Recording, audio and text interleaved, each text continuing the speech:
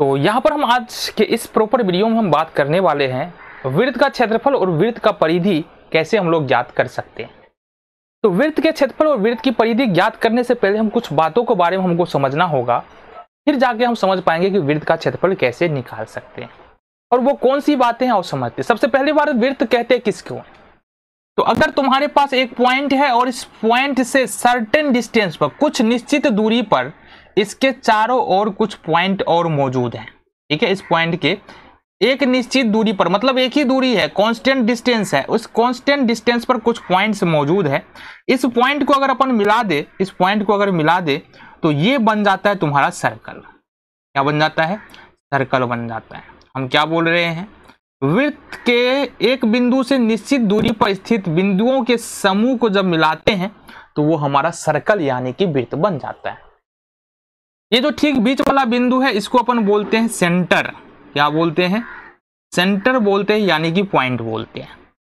और ये जो तुमको इसकी जो लंबाई होगी, ये जो लंबाई दिख रही है, ये जो लंबाई होगी, इसी को अपन बोलते हैं परिधि। क्या बोलते हैं? परिधि बोलते हैं। बातें समझ में आ गई? अब समझो यहां पर ये केंद्र से लेकर के परिधि को मिला दे हम, तो ये जो डिस्टेंस तुम्हारा आ रहा है केंद्र से लेकर परिधि के बीच की दूरी को हम लोग बोलते हैं त्रिज्या। क्या बोलते हैं? त्रिज्या। अगर हम ऐसा चले, कोई एक ऐसा रेखा है कि परिधि के एक छोर से चलता है, दूसरे छोर पे मिलता है और केंद्र से होकर गुजरता है, वो कहलाएगा व्यास। मतलब यहां से लेकर के यहां की दूरी अपन मान लो ये ए है, ये बी है, ये ओ है, तो ए बी क्या कहलाएगा? ए बी बराबर कहलाएगा व्यास। इसको अपन डी से सूचित करते हैं, है ना। देखो ये भी आर, ये भी आर, तो इसका मतलब डी का मान हम क्या लिख सकते हैं? आर प्लस आर बराबर 2r। इसी तरह से अगर हम लिखे डी बराबर 2r हो गया हमारा, डी बराबर 2r हो गया। अगर आर बराबर लिखे तो ये हो जाएगा हमारा d/2, d/2। तो सबसे पहले तो हमको इसी बात को समझना, क्योंकि फॉर्मूला निकल चुका है एक, तो इसको समझना पड़ेगा, ठीक है। क्वेश्चन देखो यहां से, अगर यदि किसी वृत्त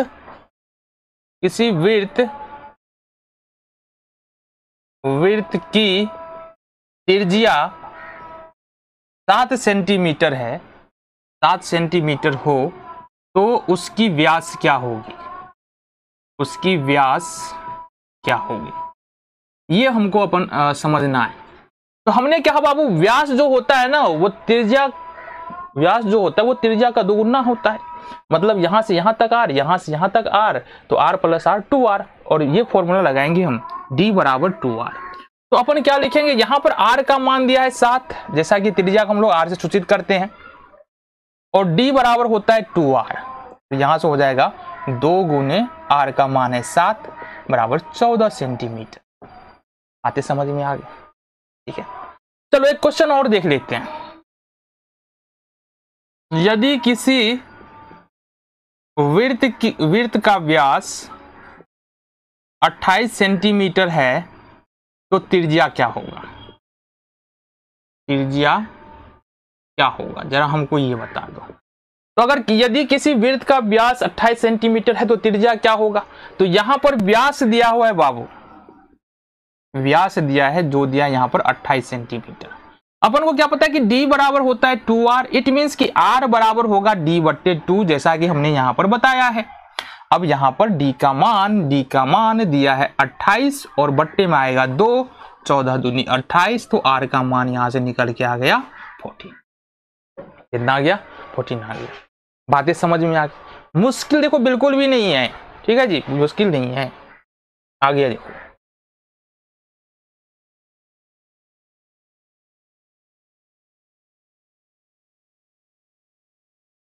अब यहां पर हमको देखना है वृत्त की परिधि के बारे में। तो हमने कहा बाबू कि ये जो लंबाई दिख रहा है तुमको, ये जो पूरा लंबाई दिख रहा है, यही वृत्त की परिधि कहलाती है। इसी की माप को हम लोग वृत्त की परिधि कहते हैं।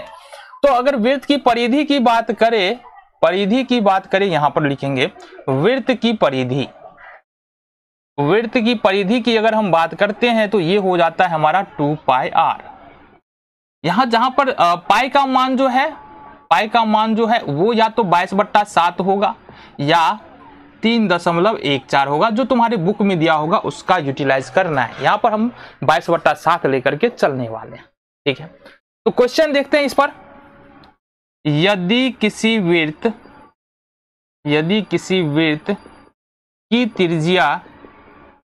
त्रिज्या 7 सेंटीमीटर हो तो परिधि क्या होगा?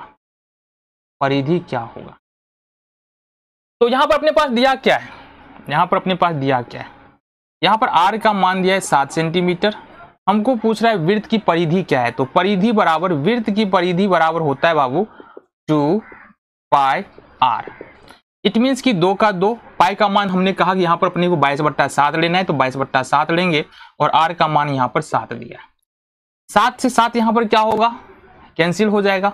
22 दूना 44 से क्या हो जाएगा? 22 दूना 44 सेंटीमीटर।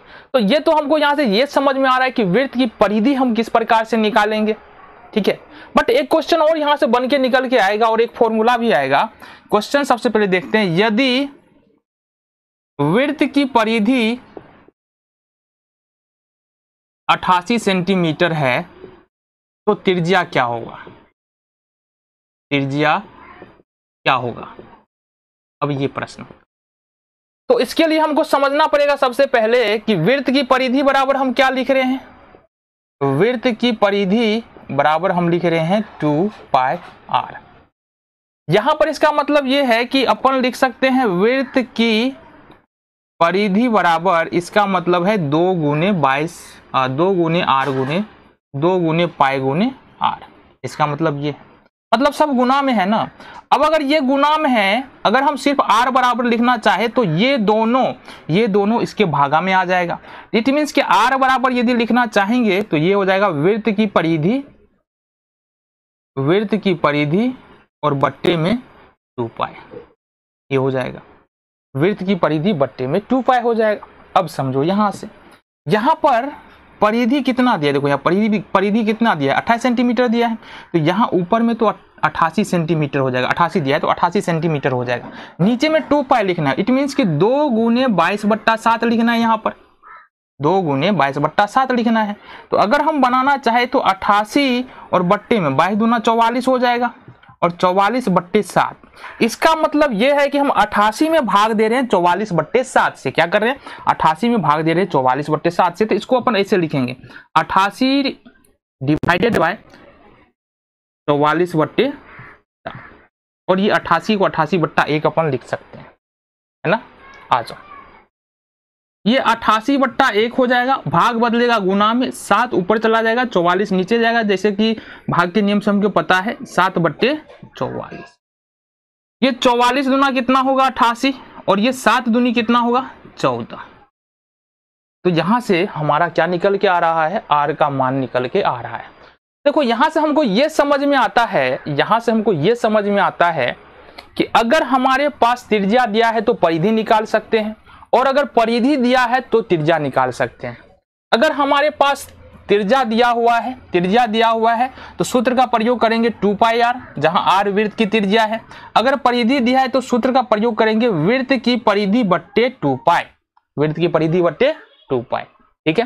देन अब फाइनली हम देख लेते हैं वृत्त का क्षेत्रफल हम लोग कैसे निकाल सकते हैं और वहां से हमारे पास कितने फॉर्मूले आते हैं। तो यहां पर हमारे पास एक प्रश्न है, उस प्रश्न के जरिए हम समझते हैं कि वृत्त का क्षेत्रफल कैसे निकाल सकते हैं। प्रश्न है हमारे पास, किसी वृत्त की त्रिज्या 7 सेंटीमीटर है तो उसका क्षेत्रफल क्या होने वाला है, हमको यहां पर ये बताना है। तो सबसे पहली बात बाबू, वृत्त का जो क्षेत्रफल यहाँ पर गिवन क्या हमारे पास, r बराबर दिया है 7 सेंटीमीटर, त्रिज्या दिया है, इट मीन्स कि r दिया हुआ है। यहां पर इसके अलावा हमको क्या पता है कि वृत्त का क्षेत्रफल सबसे पहले पता होना चाहिए कि होता क्या है। वृत्त का क्षेत्रफल होता है पाई r स्क्वायर, ये होता है पाई इंटू त्रिज्या गुने त्रिज्या, ये वृत्त का क्षेत्रफल होता है। अब अगर वृत्त का क्षेत्रफल लिखते हैं, एरिया ऑफ सर्किल बराबर पाई का मान हो जाएगा 22/7। जैसे कि हमने कहा जब तक बोले नहीं तब तक 22/7 प्रयोग करो।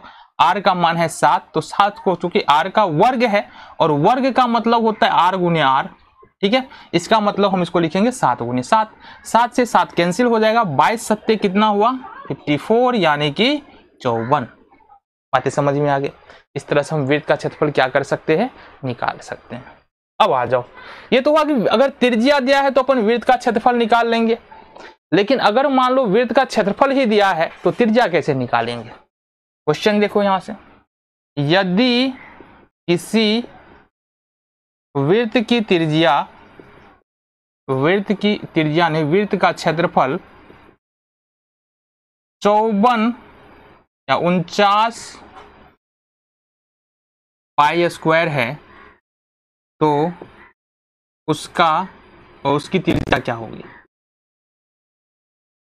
पाई स्क्वायर वर्ग सेंटीमीटर है, यानी कि यदि किसी वृत्त की त्रिज्या 49 पाई स्क्वायर वर्ग सेंटीमीटर है तो उसकी त्रिज्या क्या होगी। तो ऊपर वाले सूत्र को देखो, यहां से वृत्त का क्षेत्रफल बराबर, यानी कि वृत्त एरिया ऑफ सर्कल बराबर होता है pi r square. Area of circle बराबर क्या होता है, पाई आर स्क्वायर होता है।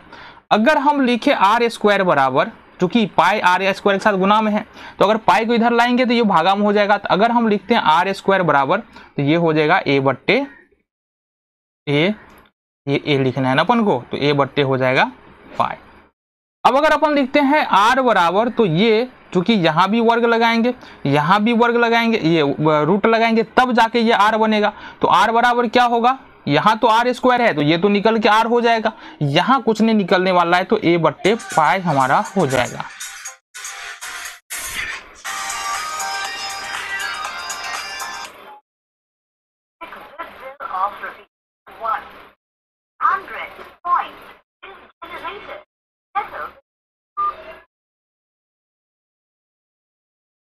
तो ये अपन यहां पर रख सकते हैं। तो यहां पर सिंपली हमारे पास है क्या, यहां पर देखेंगे ना तो जो हमारे पास क्षेत्रफल दिया, एरिया दिया, वो है 49 पाई का वर्ग। ये हमारे पास दिया हुआ है 49 पाई का वर्ग दिया है। तो ए का मान हो जाएगा 49 पाई का वर्ग और बट्टे में यहां पर आ रहा है हमारे पास पाई। इसको इस तरह से हम करेंगे, है ना, कुछ नहीं किया हमने, ए का मान रखा है बस। तो ये हो जाएगा, देखो 49 को अपन क्या लिख सकते हैं, 7 गुने 7 लिख सकते हैं, पाई को लिख सकते हैं पाई गुने पाई, और बट्टे में हो जाएगा पाई, रूट के अंदर में रहेगा ये। तो ये पाई से पाई कैंसिल आउट हो जाएगा, बचा पाई और 7 गुने 7। अब 7 गुने 7 2 बार है, इसका मतलब एक 7 बाहर आ जाएगा, पाई एक बार है तो रूट के अंदर में पाई हमारा बच जाएगा। तो ये जो 7 पाई बच रहा है, 7 रूट अंडर पाई जो बच रहा है, ये क्या बच रहा है हमारा, वृत्त की त्रिज्या निकल के आ रही है 7 रूट अंडर पाई सेंटीमीटर। तो इस तरह से हमने देखा वृत्त की परिधि कैसे निकाल सकते हैं, और परिधि दिया तो त्रिज्या कैसे निकाल सकते हैं। अगर त्रिज्या दिया है तो वृत्त का क्षेत्रफल कैसे निकाल सकते हैं, और क्षेत्रफल दिया है तो वृत्त की त्रिज्या कैसे निकाल सकते हैं, ये यहाँ पर देखा।